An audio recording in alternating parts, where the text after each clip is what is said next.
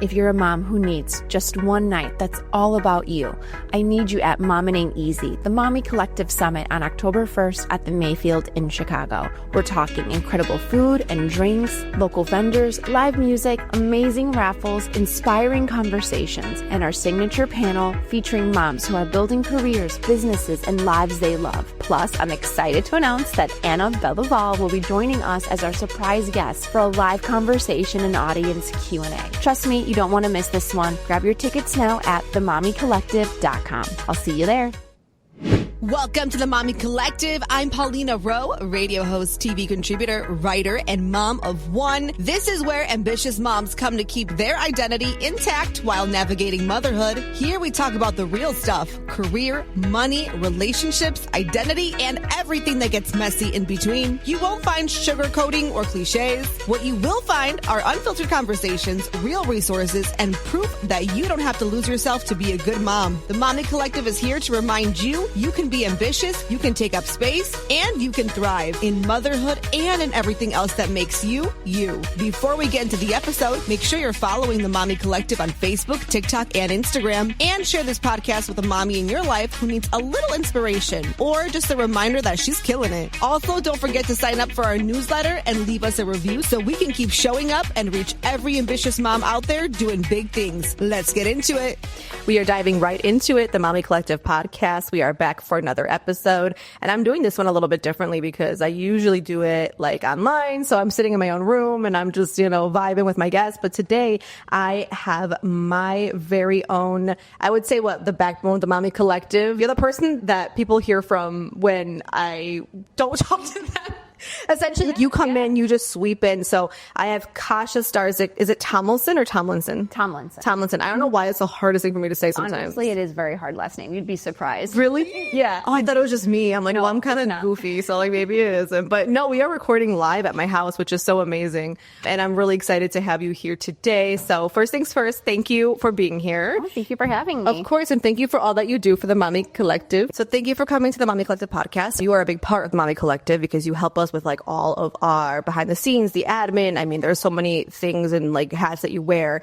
And now that we're getting so much busier with the summit too, a lot of people are going to be hearing from you. Yes. So I'm excited. Yeah, I'm excited to meet everybody. Yes. It's going to be fun. Oh, it's going to be so fun. Also too, you are a mom of 3, and you also, I feel like, and I could be wrong, but I feel like you've sort of become a part of the Mami Collective in an organic way. You've come to our dinners and I've seen the way that you interact with everybody and the feedback that you get, and just even the feedback that you give us, right? Like how you feel after, and just even all the tips and advice, and just all the people that are in your ears about it. And then you kind of come to me and tell me the feedback. So I just think it's really cool and very full circle, because I feel like you genuinely do like it. And I'm really proud of you for kind of coming out of your comfort zone, because it's not in your comfort zone. I know it's not. Yeah. Talking in front of people, or just thinking of wow, what it is about me that I can also help inspire. Because we hear from all these women that have these businesses that started from the ground up, and it's I don't have that. I'm just a full-time mom that works with kids, and I'm trying to juggle life. But it's isn't that the whole picture?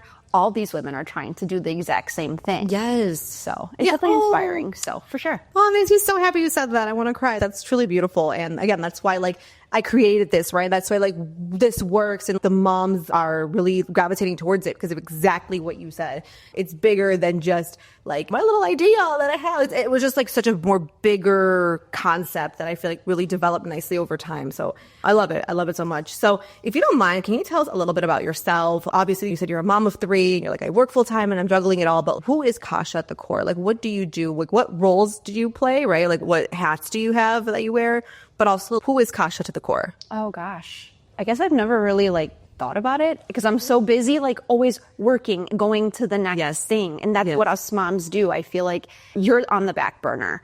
So it's I enjoy reading. I enjoy playing with the kids. I enjoy having a glass of wine, kicking back and just relaxing and trying to plan a date night. If I can't get a date night with my husband, what are we doing differently to kind of reconnect? Because I feel that's where a lot of the burnout happens too, right? So even if it's the kids go to bed and it's okay, what do you want to watch? Let's do a movie. Let's split an entree. Let's do some appetizers, and just kind of light a candle, kind of rekindle, we're doing what we can in between stuff when we don't have someone there to help you or to take the kid. Yes, I completely agree with what you're saying. And I think that's very important too. And it's becoming a mom and like, you know, making sure that like you are still maintaining your identity is a big one, right? And I think, and it's completely okay, and tell me if I'm wrong, but I think as a mom of 3, it's really easy to find yourself in a season of losing, I'm gonna say losing yourself loosely, right? Because that could mean a lot of different things to different people, and like it's not even a negative thing necessarily, but it's gotta be like a seasonal thing, right? Especially a mom of 3. I'm a mom of 1. Yeah. So like I can't imagine 3 times. And like right now, like I'm working full time. The kids are on summer break, and I have that guilt of I'm not doing enough with them. And it is hard because it's like we see some moms that are able to stay home, and it's like they're posting all these pictures of look what we did a nature walk, we did this, and it's like dang, like I wish I had that. But that's why we try to make like other family events a little bit more memorable and taking all the pictures. And it's just like, maybe for me it's different. I grew up with parents that both worked full time, so Same. So when it was summer vacation, like I stayed home, I made sure I helped my parents with my brother and my sister. And it was just like, to me, that's normal. I want to break that cycle, but it's hard, you know? No, I completely agree. And being at a different stage in life is like, we had Liam when I got pregnant with him when we were 22. So I had him when I was 23. Yeah. And then Sophie is 7 now. So there's a 7-year age gap, and Luke is 4. So it's like, when I got pregnant, all my friends were still going out and doing college and enjoying their life. And I had to put all of that on pause. Yeah. And now some of my friends are now having their kids, and I'm done having kids. Oh. So it's definitely interesting to see which friends you can, I guess, like reconnect with. Some of my friends had kids when they were younger too, so our kids are on the same age. And then I have some friends who, Sophie, Gigi, and Luke, they kind of all play together. So it's really interesting to see like where you connect with certain people. Yeah. Again, it's a very interesting stage of life to kind of look and see.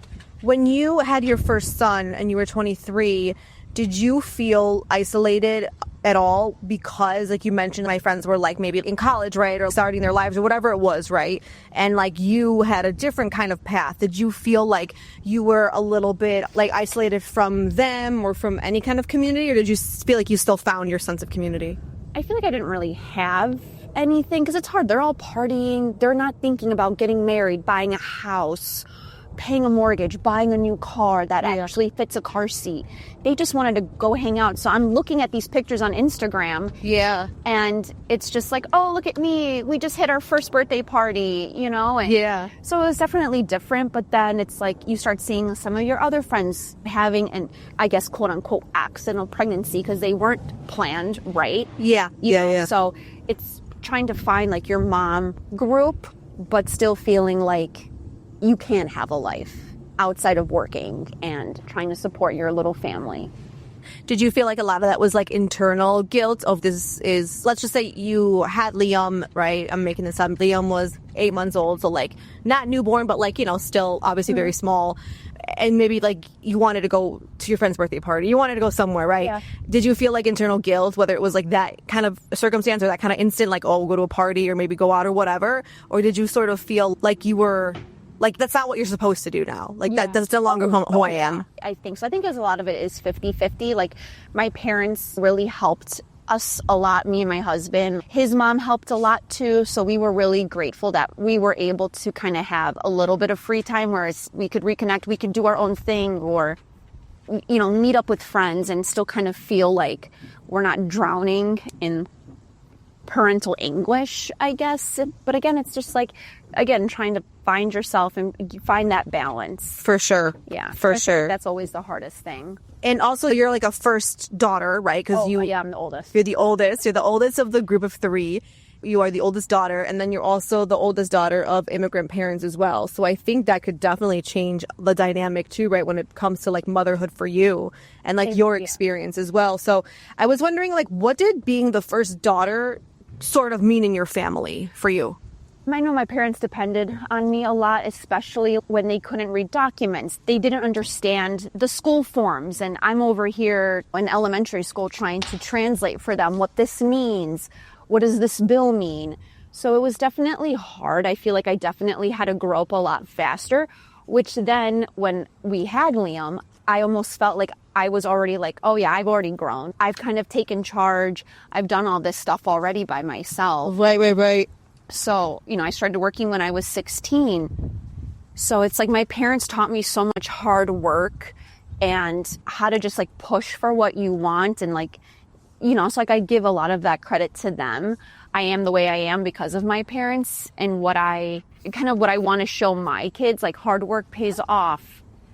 And yeah, I don't know, it was definitely hard being like the oldest. And then like, I guess my parents also learning how to parent for the first time too. correct. So yeah, it's just interesting looking back now and seeing like, oh my God, like I was in their shoes. I thought they had it together, right? At this age in our you would never know that they didn't. And I'm like, oh my God, like they didn't know. They were also learning. So yeah, it's definitely been eye-opening to see it come in full circle. yeah, especially becoming a parent yourself, right? Yeah. No, I completely agree with you. Have you ever struggled to celebrate an accomplishment, right? Because your mind always just sort of went to like the next thing, or maybe you felt like that accomplishment growing up was just an expectation? Yes, I always thought it was an expectation. So sometimes I feel like I try to compliment my kids a lot more because when I was younger, it was like, you were expected to have good grades. You were expected to listen. You were expected to keep your room in order and pretty much be a little mini adult.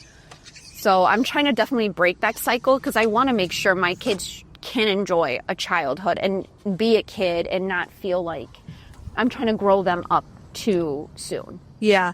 No, I 100% agree with that. So, like, in what kind of ways do you celebrate your kids' accomplishments, big or small? How do you do that? I mean, even if it's like good grades on a report card, going out to get ice cream, or doing like, hey, if you guys can do X, Y, and Z, we'll do a fun little trip or fun little treat. So I try to like just do different things or try to do a little different adventure with them too. It's That's sweet. Yeah. Like if everyone's good today, like I also want them to learn they have to listen. Oh, 100%. So kind of speaking of, right, did becoming a mother make you understand like your own parents then much differently, sort of what you mentioned? Yeah. And sometimes I'm kind of, I want to tell my mom, like, thank you. Because it's like, if I felt like if I wasn't doing anything, I wasn't doing enough. And that's kind of traumatic, but also not in the same way. Because I feel like I hold my household like accountable. Okay, certain things are scheduled.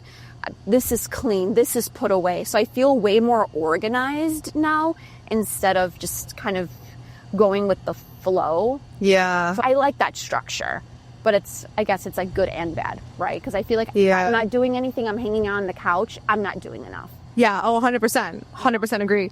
And like, how do you teach your kids, right, gratitude without making them feel responsible for your sacrifices, which oftentimes our parents kind of made us feel sometimes, right? They reminded you that there were sacrifices. Oh, yes.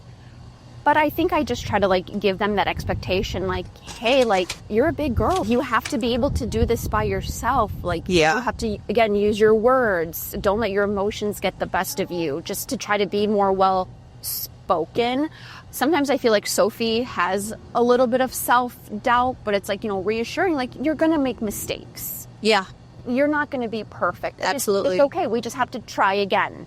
Liam is very competitive too, and seeing him lose basketball games and getting emotional, it's just like, you're trying, you're practicing, you're putting in the work. It's just being able to know what you did wrong in the game or what you need to practice on to be better in your craft.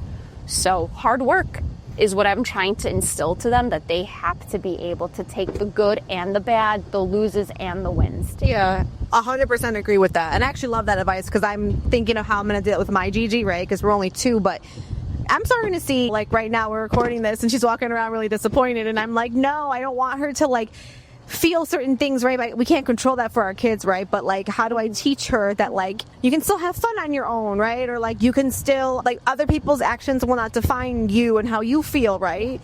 So like, you're right, there are like these little things that I do think about often when it comes to like my own kid. So I agree with that. I truly do.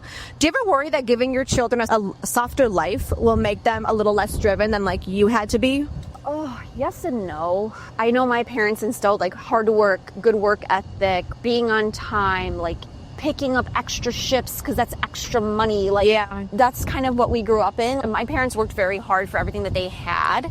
But I also feel like I grew up so fast at such a young age that I want them to be able to sleep in on a Saturday morning and watch cartoons and not have to be woken up at 8 a.m. We have breakfast, we clean. We start scrubbing the house. Oh, we're gonna have the trauma, honey. Right. But now it's like Liam, I need you to go clean your room. I need you to vacuum. You're taking out the trash. You're emptying out the dishwasher. You're doing these little things so that way when you go off to college or when you move out, you can look back and be like, wow, my mom taught me like how to make sure I know how to do my laundry. You're not just kind of, I guess I'm saying bum loosely, but like you are proud of your space, your Totally. place to host, to have people come over. Yeah. So back to what you were saying, which is very true. Like, what does breaking generational cycles look like in your everyday life? So not just in theory. I feel like working full time, coming home, doing the whole mom thing, cleaning the house, it's hard, right? Because I saw my parents do it and maybe my mom had a shorter fuse or my dad did if work was hard. So it's like little things that I feel like I'm trying to just take a step back. Not necessarily like I'm gentle parenting, but just how can I go about it a different way? I'm also learning, right? Like I'm on my third kid, but I'm also trying to be better as a person, as a mom. And I just want them to eventually see like, wow, mom worked so hard. She made it happen for us. No matter what, she still showed up. Because growing up, my parents maybe didn't come to a couple of things because they had to work and they had to make sure we had money to do things and to pay the bills. And for sure, just realizing it when you're older, like, yeah, it stinks, but my parents made me who I am today. They made me a hardworking person. They made me want to be a mom. I saw my mom do it. Again, make the magic happen for the holidays, for little things and little events. So I know that they did the best that they can. Absolutely. And it's just like, I want my kids to look back to one day and just be like, wow, she did it. Like mom and dad did it. They worked as a team. Because my husband came too from like a divorced family, divorced parents. So he dealt with like a single mom. So he was helping her like cook dinner for his little sister when he came home. So he's seen it at a different aspect too. So I feel like both of us can relate and really come together to make sure it's different for our kids. Yeah, 100% agree. And do you think there's a version of yourself that exists today mainly to keep everybody else comfortable, to keep those parts like you mentioned comfortable? Yeah, 100%. Yeah. Just like I know Eric will know if I'm having a rough day, and he really does help out a lot. And it's just having that good partner where, hey, I started dinner. I switched laundry or I unloaded this basket. I feel like with him, he really sees where I'm lacking and he picks up the slack because I know he doesn't have good days either, right? So then I try to do a couple of extra things to make his life a little bit easier. So I feel like we've really come together to form such a good partnership where he knows when I'm not at 100, I know when he's not at 100. For sure. And we just like, okay, I got it this time because I know next time he's going to have my back too. 100% agree. 100%. What did younger you need to hear when it came to rest, responsibility, your worth? Take that nap. Sometimes you just need a freaking nap. You just need a nap. And I grew up, it's like if you're laying down, you're relaxing, you're not doing enough. And sometimes now it's like, well, no, my body is telling me like, you need to slow down. Yeah. You need to hold on. So there's times where like, I know we need to do stuff for Mami Collective. And I'm like, Paulina, I just knocked out. Monday kicked my butt. Yes, it did. And so like you get it. My brother gets it. So it's just like we all just support each other in that way because we know we get it. It's hard. Yeah, it's the hardest thing in the world. You work full time. You mentioned that part. And I feel like what you do essentially for a living almost reminds me of a very first daughter kind of role because you're kind of managing people's lives in a way. Yeah. So talk about your role and what you do. So I work primarily as like an office manager for an orthodontic office. And, you're doing HR, you're being people's therapists, you're listening to them, you're listening to their wins, their struggles, what they want to be better at. So when I come home, when I mentioned sometimes it's like I feel overwhelmed or I have a short fuse, it's, yes, I have 3 kids at home, but I'm also taking care of 30 something plus employees and making sure the business is running smoothly. The office programs are working when we're with patients. So it's a lot of pressure. And I feel like it is, again, very first daughter-esque. It is, right? Yeah. It's giving that. So I feel like even then it's like I don't get a break. I can't just zone out, lock myself in my office. It's always a revolving door of people coming in, needing help, needing assistance. Do you feel like because of that also, like being the first daughter, right, first gen daughter, do you think that kind of made you almost like better at your role in a way? I think so. Yeah. I think so because I'll fix it. I got it. I'll fix it. I got it. I'll do it. or my mom would be like, I need you to do this and this. And yeah, so I feel it's like I'm just so used to always taking charge for things. And when I started this job, I didn't want to be in charge. I wanted to deal with my kids, be able to turn work off the minute I left. And then little by little, it was just, oh, you got promoted. Oh, you know how to do this. Great. Can you do this? And I was like, oh man, I girl boss too hard, I feel like. But it's like, I don't know how to turn it off to just kind of sit back and just stay in my lane. Because I was always that person I'll help you. Yes. I'll create this document. Yes. I'll figure out a solution to these problems. Okay, so you're essentially a problem solver too. Yeah. Like you, in all aspects of life, growing up, probably like you mentioned, helping your parents a lot, and then being first daughter, right? Being the first daughter in your family. Then, becoming a mom, like again, like figuring it out, but also like making sure you're managing all of that at a young age, and then just constantly going from there. Yeah. So that is a lot to carry. I completely see that. It is. It's a lot of baggage. Yeah. Absolutely. What do you feel like you've realized, or did you realize, right? Growing up, that some things were yours to carry and some things weren't. Did you ever see that? Yeah. And I mean, it's just pretty much just like asking for help, communicating it, whether it be like my boss or my husband. Just sometimes it's like, yeah, I'm tapped out. Like I can't take on anymore, or I just need some time to do X, Y, and Z. I really need you to step in. So, But I mean, like, it is hard because even when I'm at home, I'm getting the kids ready for bed. I'm thinking about like my work day tomorrow. And it's just like, oh my God, turn it off, turn it off, turn it off. Focus on the kids, read the story, play the games, watch the Disney movie. But it's hard. It's hard to always turn it off when you feel like that's just my brain, right? Oh, 100% agree with that. So what would you say to the woman who loves her family deeply, but is exhausted from carrying the load of everybody? If someone listening is going to be okay. It's going to be okay. And it's just knowing your limits too. And when you need to step away.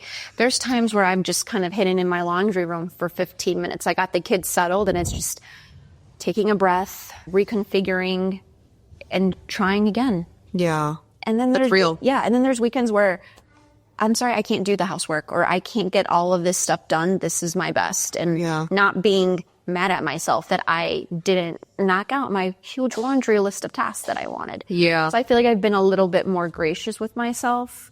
Good. And, again, my husband sees it. He's like, I got this. So it does help. And we're, again, trying to instill a lot more responsibility, showing Liam, hey, if you see dishes in the sink, throw them in the dishwasher. Yeah. You want me to do your laundry, which I am your mom. I'm going to do your laundry. But we all work together in this household just to make everyone's life easier, too. No, I completely agree with that. 100%. Finish the sentence, right? This is in honor of the Mami Collective 2-year anniversary summit. It is coming up. I know. Crazy how fast time has gone by. It's insane. So it's the next chapters, right? So I want you to finish the sentence, okay? Straight from Kasha. I knew I was entering my next chapter when I got the opportunity to express myself a little bit more. Ooh. Yeah. I like that one. Because I feel like when we come together for the Mami Collective, it's just, when we get those juices flowing, you're like, even like for giveaways, like what can we do? What does a real mom want? It's just like, let me express myself. Maybe a mom is not expressing that she needs the help, or she needs a new outlet. And it's like hearing all these ideas when we get together and like how we can support these moms and these businesses. It's just like amazing. And we all collaborate. So it's like having that expression that like, hey, we just need to speak our mind, and closed mouths don't get fed. Right? So that's one of my favorite coworkers' quotes, and it's true. Yeah. Like if you don't speak up and tell people what you need or what you expect, nothing is ever going to change. No, that's 100% accurate. Oh, I love that. Oh, that was so like, I felt that. That was very deep, and that's very true. What are you giving yourself permission to do now? Make more time for myself. Not that my kids are a little bit bigger. I like that. I like that a lot. Make more time for yourself. You just got to go to Target and wander around for 20 minutes just by yourself with your Starbucks or your Dunkin' and not feel bad. But so like, hey, I want to go out. I want to meet up my friend for lunch. I want to go shopping. I want to get my nails done. Just like little things to kind of let you relax in your own way. 100% agree with that. Take that walk. Do it. Read that book. You have to fill your own cup. And I've always said that since I became a mom. I'm like, I can't give her the best version of me if my cup isn't filled. Oh, true. As she climbs my lap.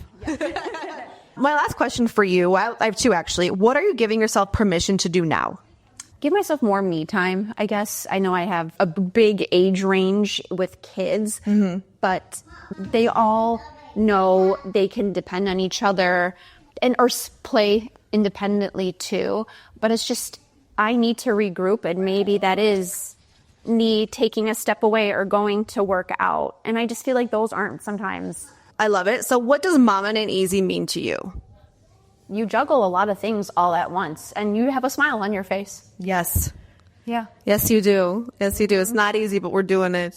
Well, Kasha, I appreciate you so much for being here today. We appreciate it. What is your social media handle? Where can we follow you? Where can we do all of that? My handle for Instagram is Kasha. I'll give it to you so you can go ahead and link it below. I love it. Thank you so much for being here today. We appreciate you. For having me. This was like super fun. It is. And I love how much you were very open and honest. I wasn't sure. I was like, I wonder if she'll get into it, but you did. And I loved it. So thank you. Appreciate it. And thank you all for listening. Make sure to hit up themamicollective.com or the Mami Collective on Instagram. We're at Mami Collective or themamicollective.com. Get your tickets for the summit before they sell out October 1st in Chicago. We're talking all this and more. So you definitely want to be in the building. So thank you for supporting, and we'll talk to you soon. Bye, guys.